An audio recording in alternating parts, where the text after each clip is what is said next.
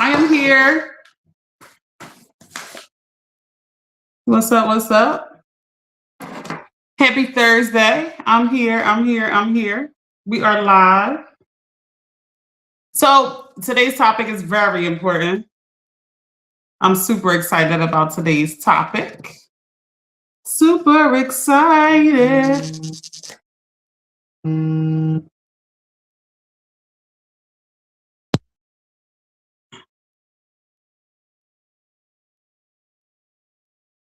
All right, y'all. Today, we are talking about abusive relationships. This is what we're talking about. Y'all know it's a lot of things that make me uncomfortable talking about, but I have to get through this with y'all. This is very important.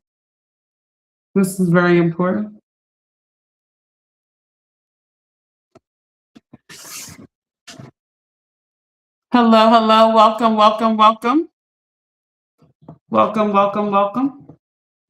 We are talking about abusive relationships today.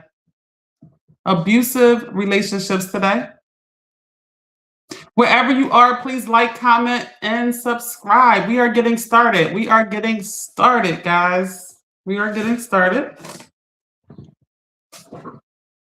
So I want to talk about abusive relationships in so many regards, because when people think of abusive relationships, they think about being physically assaulted. I want to go over many different dynamics of abusive relationships. Listen, we have to be aware of these dynamics when we are interacting with each other. This is going to be very important. We have to be aware of these dynamics. This is not a game.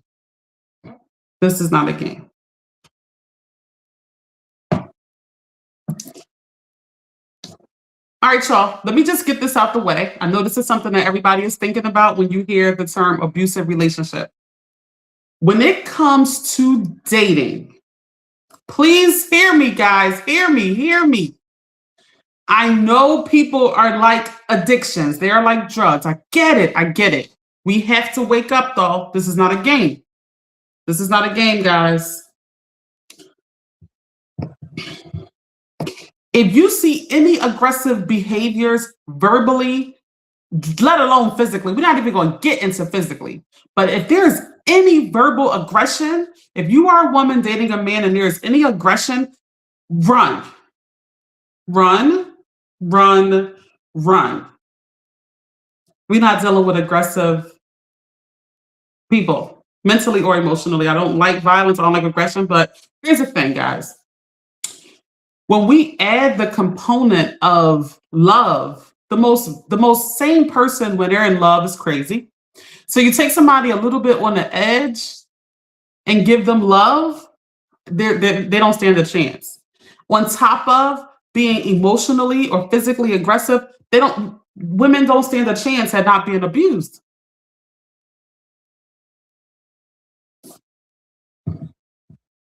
We're not playing with this, guys. One of the telltale signs that you are in a situation that you should not be in. Let's start from the very beginning. When you meet somebody, I got to get the romantic part out of the way, because I know that's the first thing people think about when you hear the word abusive relationships. I want to talk about this, but I want to also get into relationships that you are not even considering as abusive that are. There are people very close to you that are engaging in an abusive relationship with you, and you have no idea. You are just so used to living in that abuse or being misused that you are not even aware of it. Let me just read some comments real quick. My mom said abuse can come in the form of physical, emotional, or mental. Yes. Listen, y'all.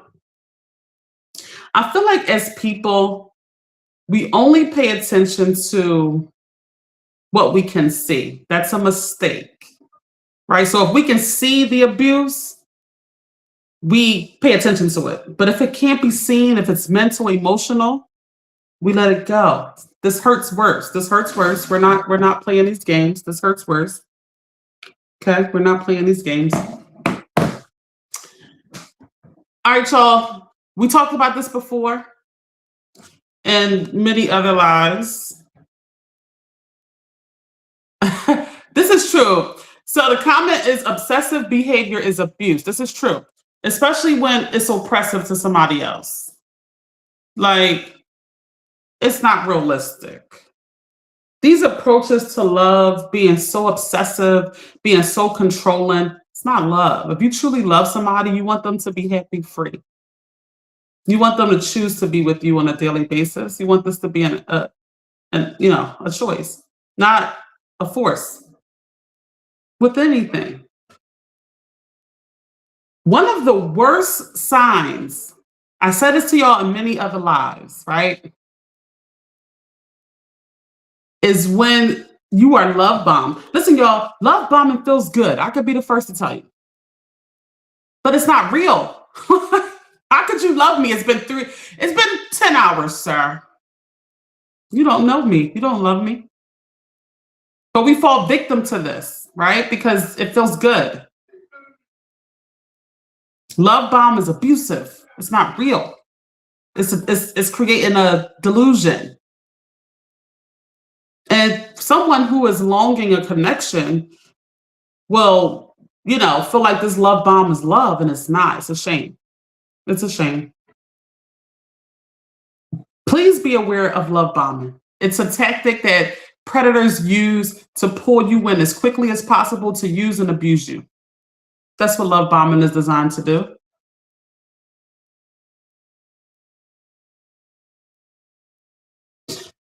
My mom says Stockholm syndrome, when abuse develop a positive relationship with the abuser. Oh my God, yes. Stockholm syndrome is very interesting. You know what? It's one of those things where you are so abused that you want to feel some relief in some way. So that's what Stockholm syndrome begins to make a person indulge in, that longing of love from the abuser. So you will see people not wanting to leave seriously abusive relationships, especially predators who love you, right? Abuse you, then love you again. Remember, that's my definition of toxic. A person who loves, who's nice to you, to pull you in, to be mean to you, just to be nice to you again. That's my definition of toxic.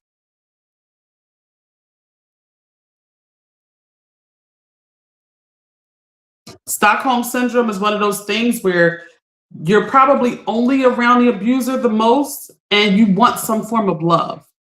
So you begin to yearn and want that love from the actual abuser. It's a Stockholm syndrome.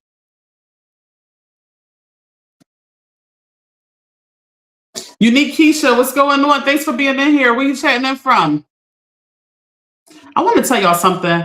My mom will tell you I've said this for so many years, and she reminds me of this every so often. And the statement is people don't change. This is something I live my life from. This is just what it is. And my mom reminds me, I say this all the time. When I try to have hope that somebody will be different, she says to me, a wise woman once told me, Key, that people don't change. Remember this, guys. In the beginning of the relationship, if a person they're their best in the beginning of the relationship. So if you are dealing with verbal, mental, emotional abuse in the beginning of the relationship, you don't stand a chance for anything to get better. Everything always gets worse. Trust me, trust me, trust me. Marriage does not fix anything. Marriage makes everything worse. I will explain to you why marriage makes everything worse. Let me just read this comment from Unique Keisha. But it's like my PTSD from childhood having me clinging on.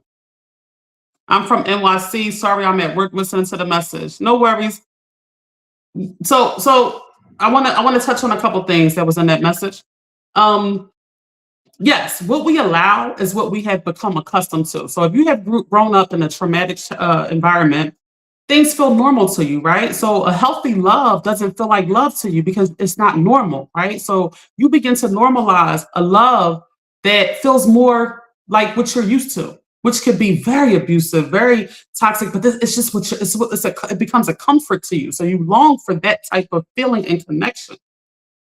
Beware of this, guys. This is not Love should feel good and safe. You should feel like you have space to be, right?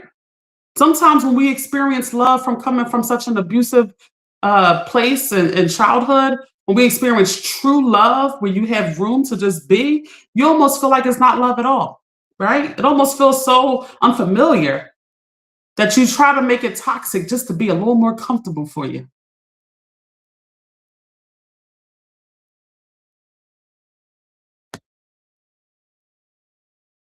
My mom says sometimes abusers have a way of gifting you after an abuse to make you feel okay.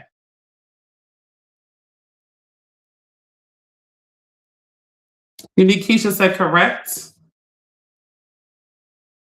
Y'all, so I've explained to y'all many times the definition of toxic is that cycle of an abuser does this very, very colorfully. They're nice to you, just enough to pull you back in so you get all the way back in so they can be mean to you again. It's that cycle. It's an addictive cycle to the abuser and the predator, also an addictive cycle to the person that is being preyed on. It's an addictive cycle. It's just you begin to look forward to those good moments when they are being nice to you. It's like you deal with all the abuse and how much they're treating you so bad emotionally and physically. And then when they are nice, you just eat it all up. You eat it all up. Soon as you get all the way back in comfortable, you're getting smacked with something else. And the embarrassment of it, right?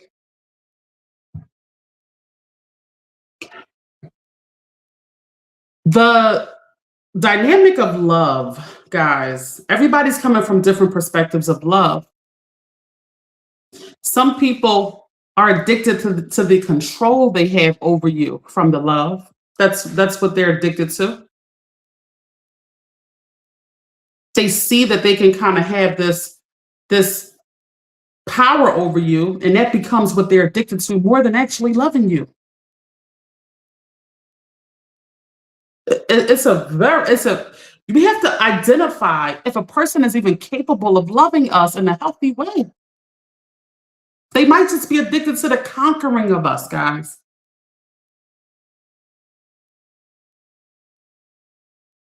All right. I see the comment. I'm getting there. I'm getting there. We jumping. We jumping. I'm getting there. I want us to identify these different dynamics of abusive relationships romantically. Love bombing is not real. It's actually a form of abuse. It's not real. There's no way you could be this much into me and you just met me 18 hours ago. No way. There's no way. You don't know me. There's no way. There's no way you could just say, oh, I can't stop thinking about you and call somebody 50 times in a week. It's just no way. Something's wrong. It's not about you. That's what that's telling me. The love bomb is abusive. It's emotionally abusive. Don't fall victim to it. All right, y'all. If you have discovered that you are in an abusive relationship, listen to me carefully. All women, even men. Men, honestly, guys, this is not a game. People are losing their lives left and right. Left and as you know, if you watch anything on TV, most of the time when there's any type of violence or homicide committed, they look to the person that the person was in love with. That's because this is how serious it is. This is how much people can't handle these levels of emotions. And this is how it easily turns into abusive relationships. If you have discovered that you are in an abusive relationship, it is very important that you plan a strategic way to get away from the abuser. All of that breaking up in person, no, no, no, no. Do not let the abuser or the predator convince you that you need to break up in person. Never do this. You don't need to do that. You need to plan an exit that is safe, that detaches you and your family from this person, very smooth. If you have to use the law, you have to use the law. People are so afraid of using the law. Oh, I'm a snitch, I'm a this and that. It's much better than you losing your life because you were unable to separate the situation. I say the minute you detect this compulsive and this oppressive way of that a person is towards you when they are being abusive emotionally or physically, as soon as you detect it, you should be making your exit. And get it, I know, listen, y'all, I know how addictive it is. I know how addictive being in relationships is. I get it. It is like a drug. I get it. I get it. Trust me, I get it. But the abuse will keep going. It will keep getting worse and worse. You will be embarrassed more and more. The abuser will emotionally abuse you in situations where your family is there. You are just embarrassed. Physically abused to the point where now you have to do something. It'll get there. It'll get there. It all depends on how much are you willing to take before you take action. I hope and pray as soon as you sense it, you don't want to go through too much before you cut it off. I hope and pray that that's the case.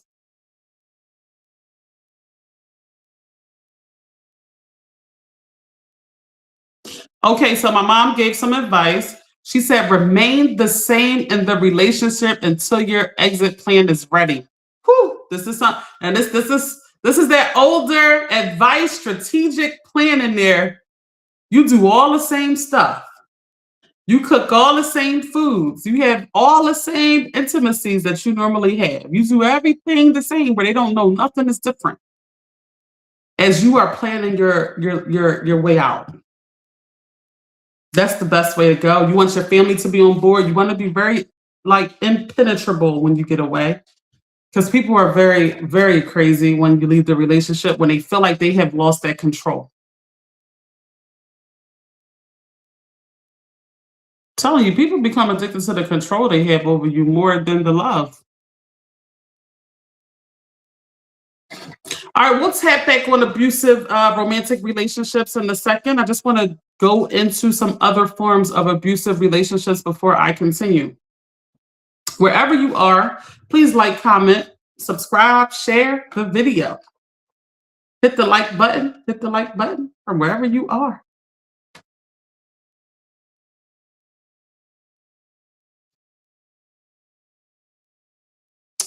My mom said they will try to convince you that you can't make it without them and that no one wants you but them.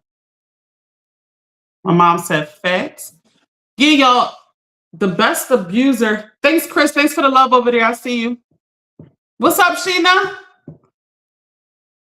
What's up, Sheena?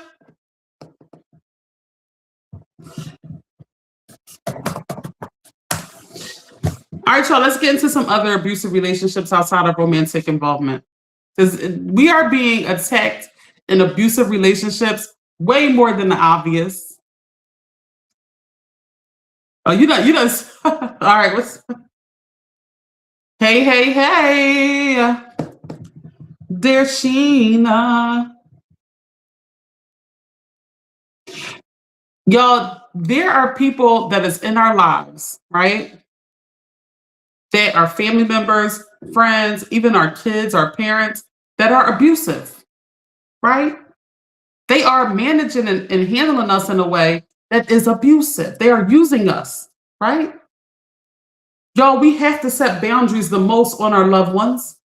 We can't play any games. You listen, y'all. Y'all know this. I don't even have to go through this with y'all. Y'all know in the home, there's the parents, or the parents, whoever's in charge. Then there's the kids. There becomes a tug of war of who is in charge between the kids and the adults. Kids will abuse you guys. Kids will abuse you. It's a fine line between you being an abuser and them abusing you. It's a fine line. I feel the same way with employees. I feel like it's a fine line between them abusing me and me abusing them. And I try to stay in the medium. I do. But we have to be careful of being abused by our loved ones. This is very important, y'all. This is not a game, y'all.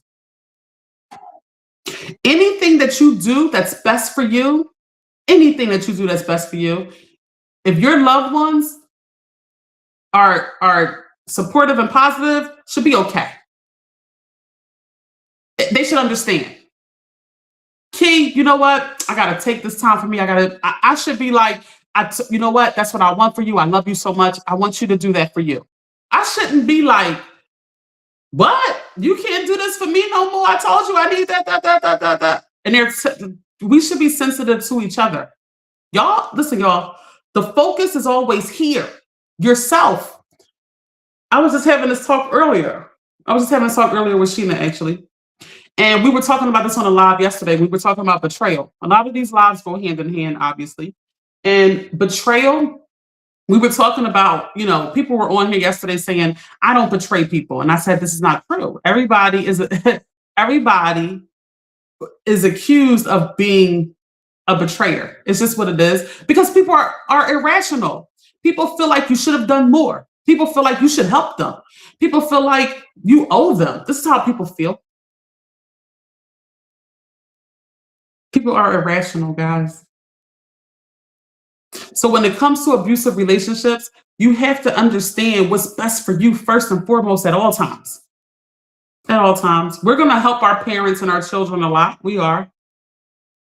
Sheena said nothing is ever enough. Sheena, you are enough all day, every day. And if anybody makes you feel like they're not, get them out. Get them out.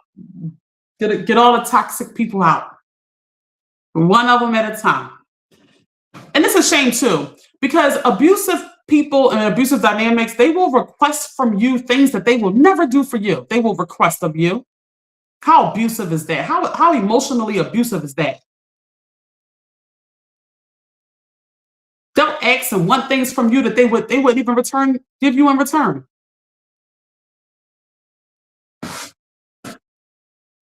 Listen, y'all, we gotta wake up and be privy to what's going on around us. This is attacking our happiness constantly, guys.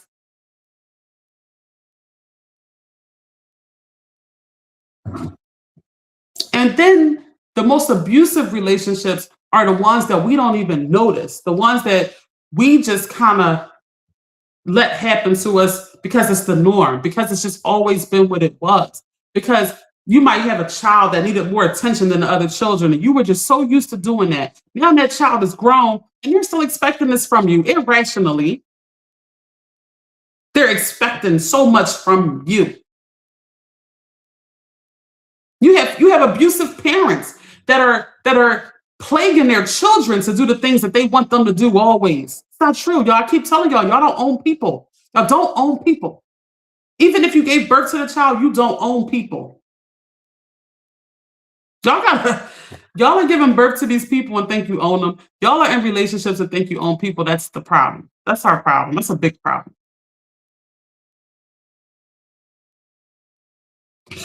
Let me read some comments and get back to some of my points.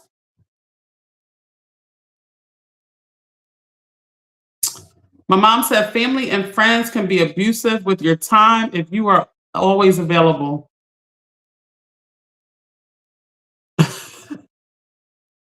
Sheena said for sure. I was just thinking how everyone always wants more. My mom said, if it drains you mentally, don't do it. This is true, y'all. I'm a firm believer that everything that you do should be something that you just want to do. If you don't feel compelled to do it, don't. I firmly believe this. And people are like, that's selfish. It's not true. It's not true. Because some things it's a delight to do. It's a delight to do. Like, helping somebody you truly love and truly know needs your help and appreciate your help. It becomes a delight to do things like that. People who drain your energy, your whole spirit will tell you, I don't want to do this no more. I don't want to do this. Give the job to somebody else. Like, just do it. Just do it. We don't want to abuse you in helping someone else. Do you understand? You are the number one in your life. Nobody else trumps you. In your life, you are the number one. It might appear other people trump you. It doesn't. You are the number one because you are the only one that can take care of you. No one else can. So you are the number one. You are your number one responsibility. All right, y'all. Let me get into some more abusive relationship dynamic. I like it. The comment is, if it's a struggle to do, don't do it. I like it. That's exactly right. That's exactly right, y'all. You might feel like you have to. It's not true. There are other things you can do to supplement that task. There are other things. All right, y'all. Let me just get into some more abusive dynamics. In work environments, there are so many abusive dynamics, abusive relationships, oppressive relationships, where you're. So I've seen this a lot in corporate dynamics where they have a very toxic culture, but it helps them get more production from the workers, right? And it's a way of sort of, you feel uneasy, right? And your livelihood is like dangled in front of you at all times. If you don't do this, oh, we might have to, oh, they'll make comments that make you feel sort of stuck and forced to do what they want you to do. Take on work that you don't really want to take on, that's not in your job description, these sort of things. It's very abusive, guys. Be aware of this in corporate America and in businesses.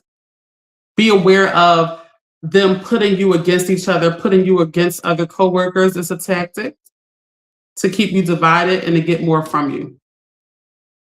Be aware of these things. And I would say, try to get out of toxic work environments as fast and as much as you can. Try to get out of these dynamics, guys. Not easy. We love our job sometimes, but the environment is everything. So, plan your exit just as you would in a toxic romantic relationship. Plan the exit, guys. Plan it out. Plan it out. Let's get out. So, as I've said to y'all before, there are like several different areas in our lives that we have to give full focus to. If one of those areas is out of whack, if we are not on top of it, it is a threat to our happiness. Just one. We can have our finances together, our fitness together, our family together, our spirituality together. And then we have one abusive relationship that we did not set a boundary on, and it attacks our happiness. Do you see how sensitive our happiness is? We have to build a fortress around it. We can't play games in any area of our lives.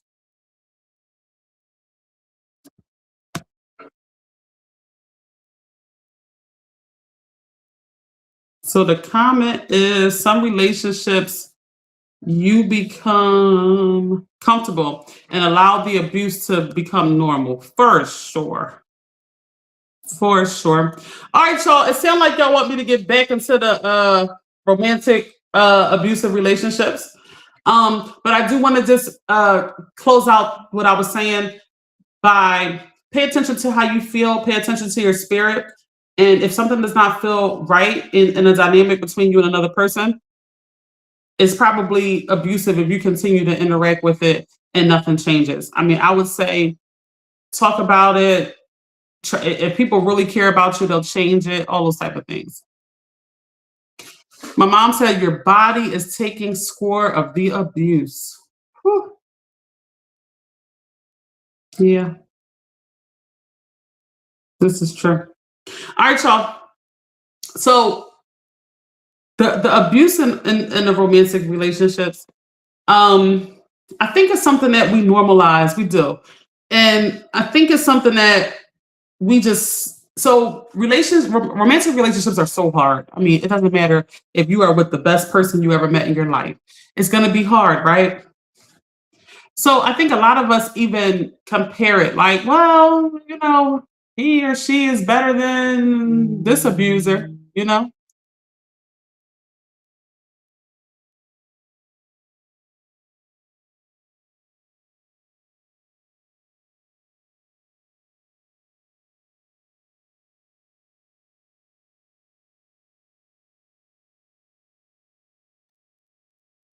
I'm sorry, y'all, but we compare it, right?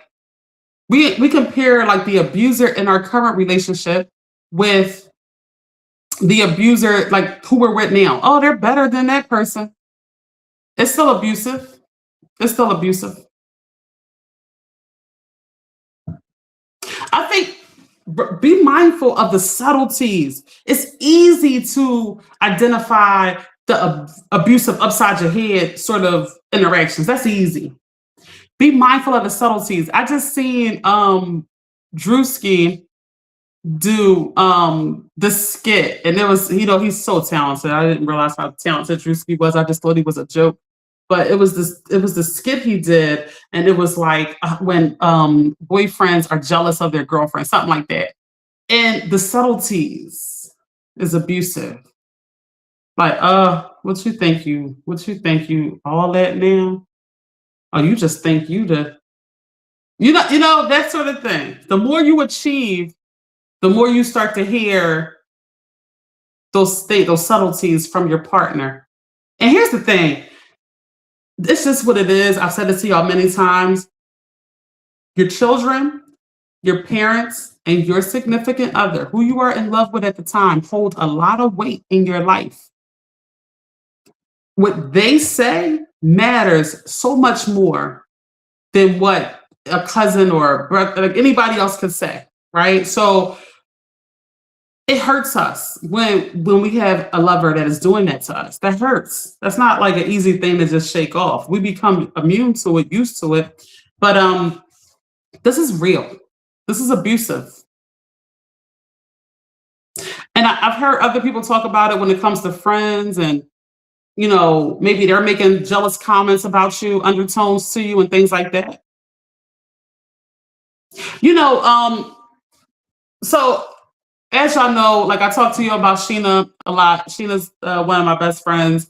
Um, and the one thing I can tell you about our friends is that we just, it's like when things go good for the other one, it's almost like our success as well. We feel that success. We don't feel a sense of, competitiveness against each other. I think once friends get competitive in a way where it's like that jealousy takes over, I just don't think we can. I just don't think the friendship could be safe emotionally. Like it becomes and so many women do this. So many Black women are competitive in their friendships, and then it becomes, are you really even happy for each other? Because no, you're just more competitive. You understand? Like, whereas one of my, if Sheena, you know, is happy and just achieved something, it makes me very happy. It doesn't make me feel I didn't do it, or I wanted the house, the kids, the marriage. No, I want her to be as happy as humanly possible. You understand?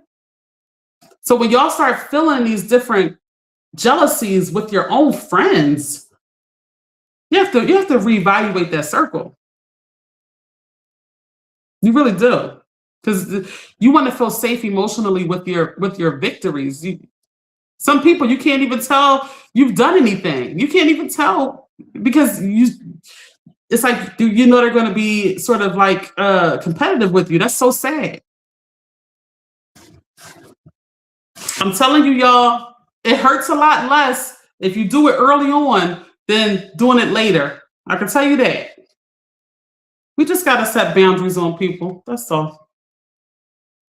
I know it's easier said than done.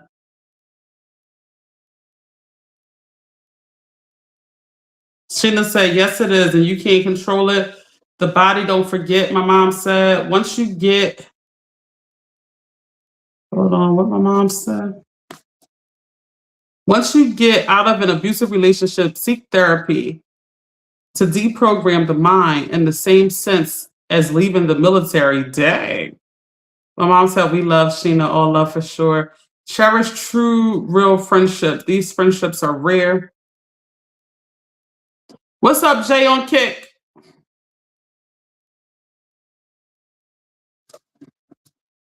Yeah, listen, y'all. Let's move on. Just want to make some more points before we get super late in the live. We are already super late in the live.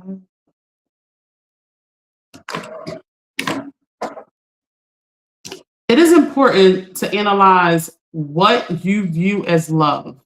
Just look at your childhood, look at how your parents loved you, right?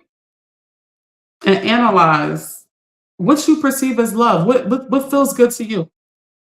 Then I want you to see and look at, is that actually something that is good and productive to you. Because you're probably so comfortable. Because I'm telling you guys, for whatever reason, and I think all people are like, most people are like this, not all. Most people are obsessed with the challenge of people. I don't know what it is. When it comes to romantic dynamics, they're just so obsessed with the challenge. Like, I don't know about this. So what that means is whoever's not emotionally available, whoever's not available, that's who they long for. Am I right or wrong? The person that is available, it's like they're not as fun or something. I don't know. Am I off the mark here? So you are immediately setting yourself up into a situation that is abusive emotionally because you are you gravitate toward emotionally unavailable people. I think that's what the average person does. I could be wrong. I don't know. I don't know. I think men love conquering. So I think men do this because they just love the conquer of it. Sheena said, "You are right." I know. I don't know what it is about people. Why they do this. It's attractive to them to get like that forbidden fruit or something. We got to make better decisions, guys. Like the best way to not have to get out of something is to not get in it at all. To kind of like be aware before we even get into different dynamics. That's why I'm explaining to you look at what you look at as love. And then, secondly, before you get into a relationship with somebody else, get to know where they come from. Really get to know them. I told you before on other lives, get people comfortable. Let them talk. Let them talk a lot. Don't stop them. Don't say, "Oh no, that's crazy." No, make them feel like everything they're saying is cool. You want to know. You want to get to the bottom of what they view as love. That's what you want to get to the bottom of. How were they loved? You can have people that have two parents in the home, but they were completely neglected. You understand? They never had love. They were abused. Please don't think a person that was abused as a child is going to miraculously love you in a very therapeutic way. It just doesn't work like that. I wish it did. It just doesn't work like that. Now, if the person has had a lot of work done on themselves and they're talking about that work, not a person that's telling you about all this abuse and they're looking for somebody to kind of take care of them and help them emotionally.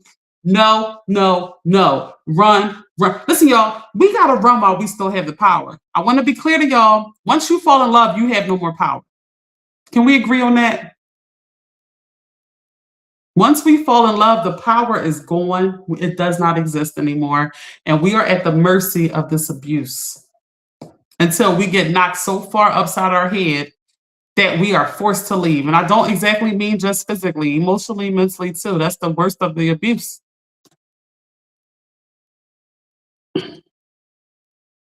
My mom said, I think you have to do the work on themselves to be a genuine person. In any relationship, this is true. Sometimes it can happen without you realizing. Once abuse is revealed, don't think you have to stay. There is a way out. All right, y'all, let me just get into the different dynamics as the abuse sort of keeps graduating. All right. So when my mom says this, I know she is talking directly to me. She loves saying this to me. Like a moth to the flame, burned by the fire.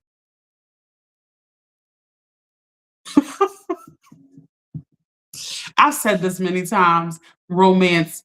I'm a sucker. I said that many times. So everybody knows, okay? All right. I'm like a moth to the flame, burned by the fire. I'm smart. I'm smartening up, though. I'm smartening up. I will say that. But y'all, this is very serious. I want to make sure that we are super vigilant going into relationships before we fall in love. This is super important. We have to be airtight, game tight when we are meeting new people.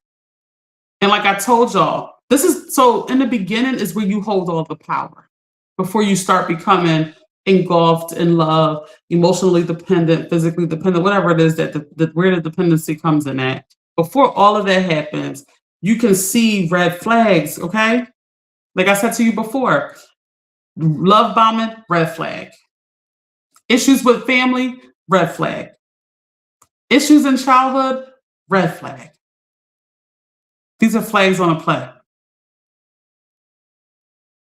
All right, mom. Why does it have to get on me? My mom said, you deserve a partner that is as amazing as you, daughter. I know. I am aware. I'm on game. I'm on. Come on, you hear me talking, right? Everything has been designed for me to know what to do. Okay. That's how we're going to look at it, mom. God, did my relationship stress you out that much? Sheesh. Don't answer that question.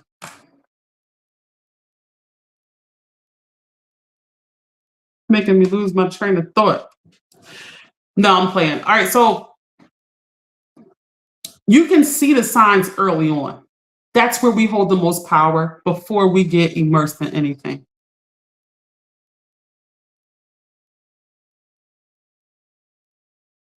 If a person looks at love in a way, no matter how much they're presented towards you, no matter how much good it feels, if they look at a love in a way that is super toxic to you, which is going to cause you pain, they're not the one. I don't care how addictive it feels. Just like drugs. Drugs are addictive. They feel good in the moment and they're not. They're killing you. That's what a bad abusive relationship does. Mom, I'm reading. My mom said, don't ignore the red flags no matter how good the D is. Mom, this is true though, y'all. This is true. This is true. She ain't have to just give it to us like that. Hey, this is true though, y'all. We can't get blinded by these things. Relations, money, everything that looks amazing in the beginning and on the surface, we can't get blinded by that and then go through excruciating pain and loss later. It's not worth it.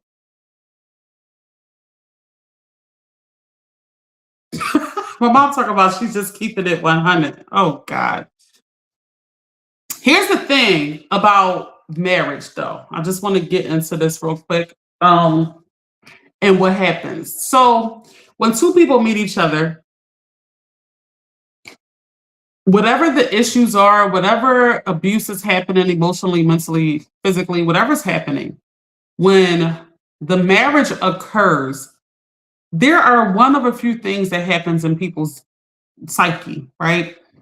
Some people take the mental approach of, so some people who know how hard marriage is and they've seen married couples, like they have parents that have been married for a long time, they know what the work takes. So as soon as they get married, you might have somebody who is willing and knowingly doing the work to keep the marriage going, open communication, doing more once the marriage happens. That's a very small percentage of the population who is going to do what I just said.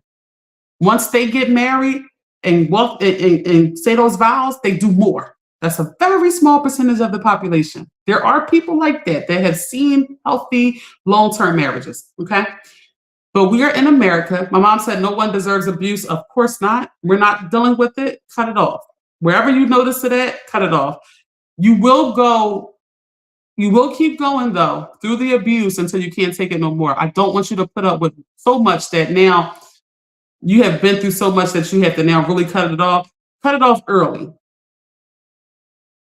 This is true, mom. My mom says some people will weaponize marriage. I'm gonna get to that.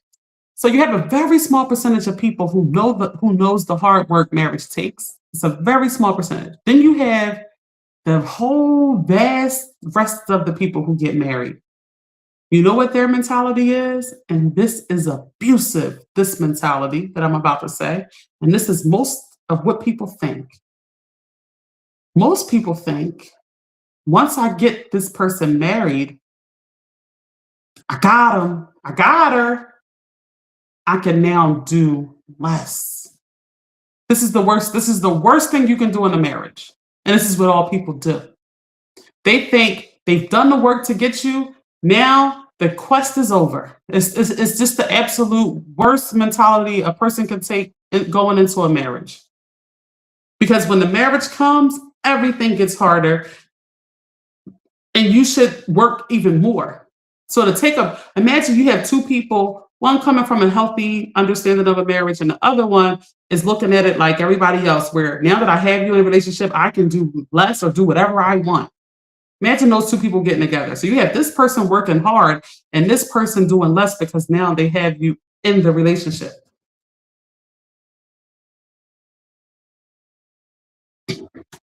So what happens?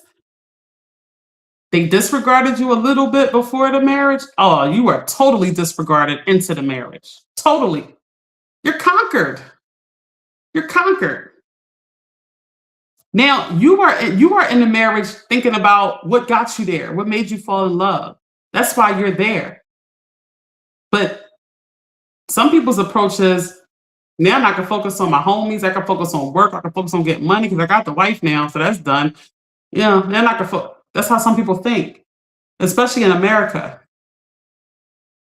And unfortunately, people in America also know, well, I got options, I could just divorce. So that's what happens. And my mom just made a good point. Some people weaponize marriage. Do your wifely duties. Just to force you to have relations when you don't want to, or to do tasks and cook and just do whatever they want you to do, like you were their slave. And they will say, well, that's your wifely duties. That's weaponizing marriage.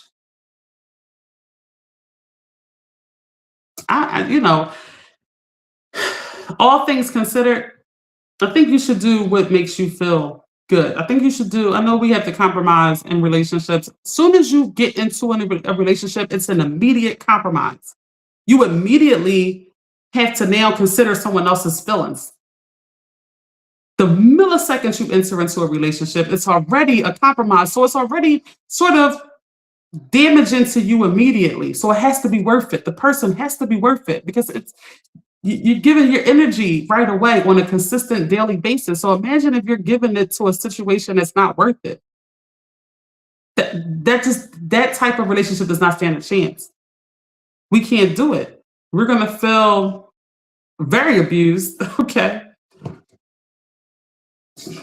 All right, y'all. If you are just coming in here, we are talking about abusive relationships on every level.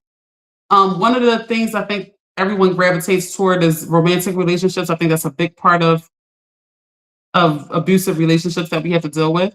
But there are also abusive relationships in our family, amongst our friends, amongst coworkers, amongst the jobs that we work at. We want to be aware of abusive relationships all across the board.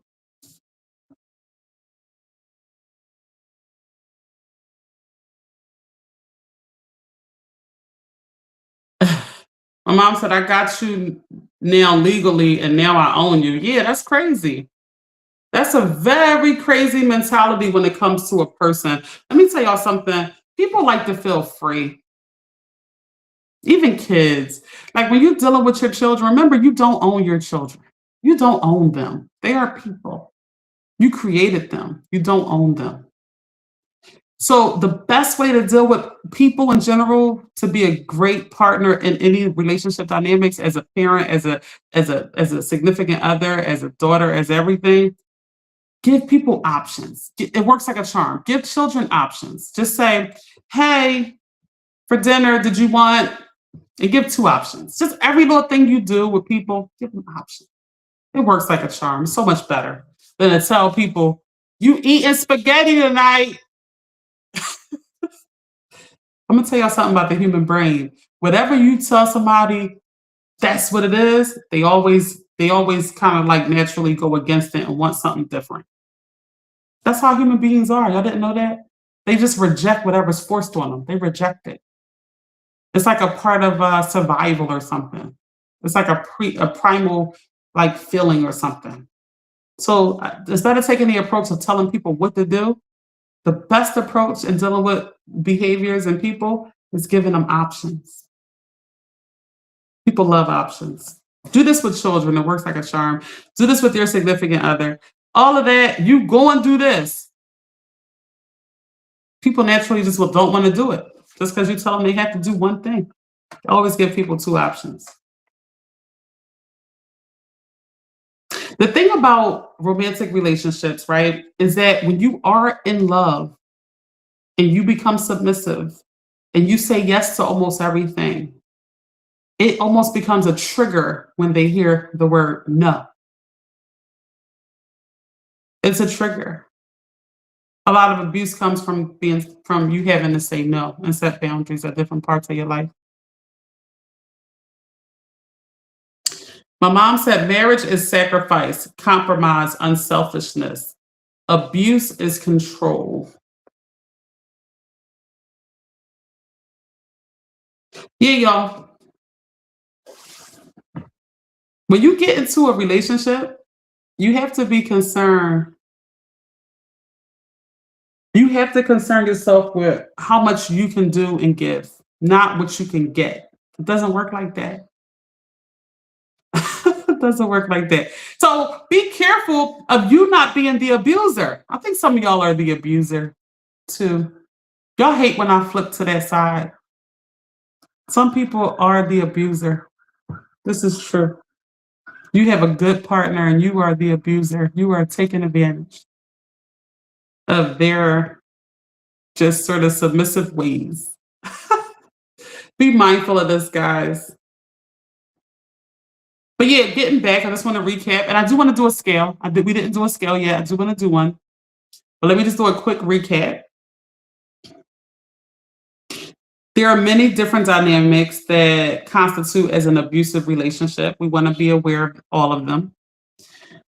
We want to be aware of doing things that we don't want to do when it comes to our family and friends. My mom said, always work on being strong inwardly. Yes. Yes. Yo, if y'all listen to me, I tell y'all every day, the work is right here. It's nowhere else. We work on this so much that we don't even have the bandwidth to think about other things and people and nothing else. We just don't have the bandwidth. We're so focused here. We exhausted here. We exhaust all of our energy here. So anyway, these different abusive dynamics come in many forms.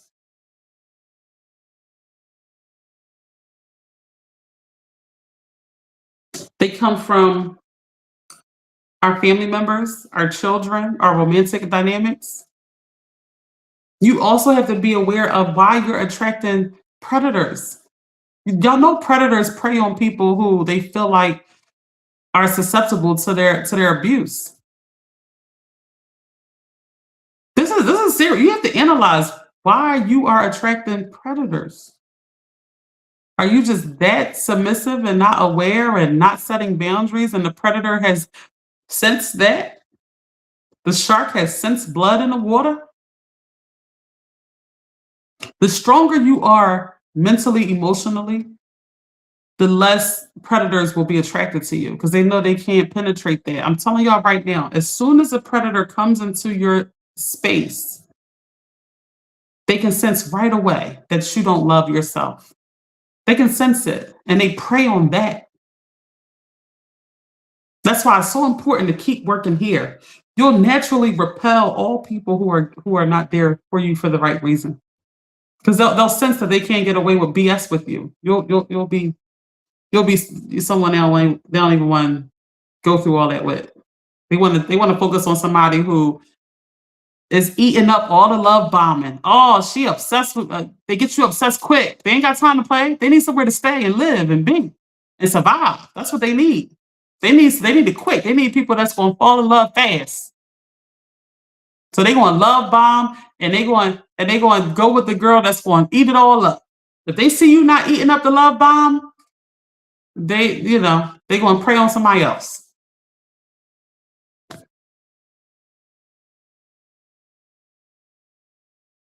My mom said, having a strong foundation, you may bend, but you will not break. They left me feeling broke, but not broken. Stay spiritually strong. That's the only way we can get through anything, guys. Staying spiritually strong. Everything's trying to attack us, trying to attack our happiness always. It never stops. In order to experience happiness, yo, I hear so many people talk about their quest to happiness. I feel like I strongly feel like I have the anecdote. I do. It's so much work though that most people are not willing to take on all the work that it takes to get to happiness. They're trying to cheat it with money and other people and fitness and all these different things is not going to get you there. So you hear people talking about it in their quest of getting there. And I heard Will Smith talk about, you hit a pinnacle, right? And my mom says, stay prayed up, y'all. Where you've given yourself everything, right? Everything money could buy, you've given it to yourself, right? And he said it comes to a point where you have done everything that you could possibly do. And you are almost left with you, and that's it. You understand? Like I keep telling y'all, external things is not going to do it. People who don't have money, they are seriously convinced money's going to make them happy. They're convinced of this. I wish happiness was that easy, y'all. If it was, you wouldn't see so many miserable rich people. You just wouldn't. It's not that easy. It takes a lot of work in every area of life. You want to be as strong as possible so that when something starts penetrating that fortress that you have created for your happiness, you are so strong in so many areas, it doesn't stand a chance. That's where I want all of you to get to. My mom said he compared it to rock bottom. Yes, the reference to Will Smith, he compared it to rock bottom. It's almost like you've done everything possible to give yourself happiness, and you realize it's not going to come this way. I don't want y'all to have to go through all of that to realize that's not where happiness is. Listen to me, y'all. Happiness is the work right here. I talk about it one live at a time, every topic at a time that is trying to take away your happiness.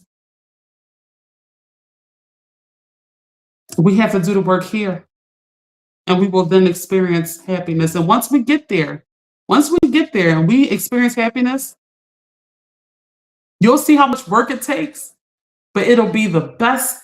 It'll be the best boundaries, the best fitness, the best spiritual cleansing, the best all these different things that I talk about. It will be all worth it, and you will not let it be compromised ever again. I want this for y'all. I pray this for y'all every day. I pray this for y'all every day.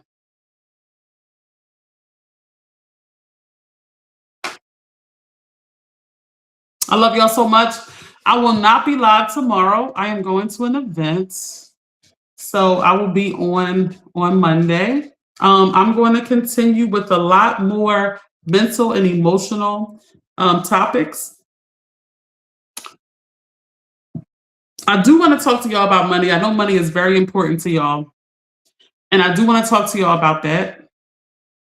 But just let me give y'all some more. If y'all want me to talk about money, put money in the comments. Even if you've watched this later and you're not watching it live, put money in the comments. If I get 5 money comments all across the platforms, if I just hear 5 comments that just say money, I'll do a topic on money next week. Y'all told me money makes you happy. I love money so much. I could talk about it with y'all. I could talk about it and how to get it. If you are not mentally and emotionally together, you won't keep it. So I would love to keep building you up mentally and emotionally. But if y'all just need me to talk about money, I will. I love y'all. Please like, comment, and subscribe from wherever you are. Even if you are watching it later, please comment, and anything you see in the video that you like, please make a comment about it. This really helps the algorithm so much.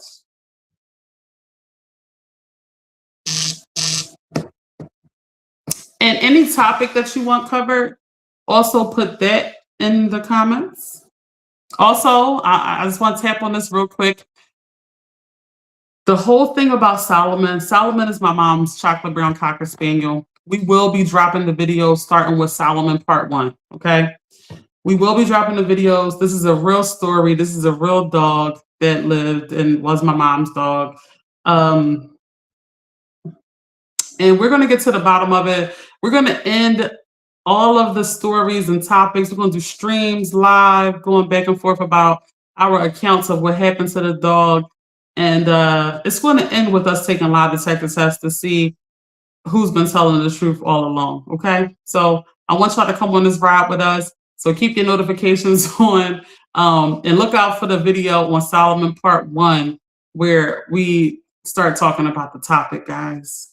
So I'll keep on, doing my videos like this, these streams or whatever. But we are also going to be dropping videos about Solomon and what happened to the dog. And at the end, I'll say somewhere in the midsummer, somewhere, we're going to do a lot of type of tests. Okay. I love y'all so much. Please like, comment, and subscribe. And I will see y'all on the next live.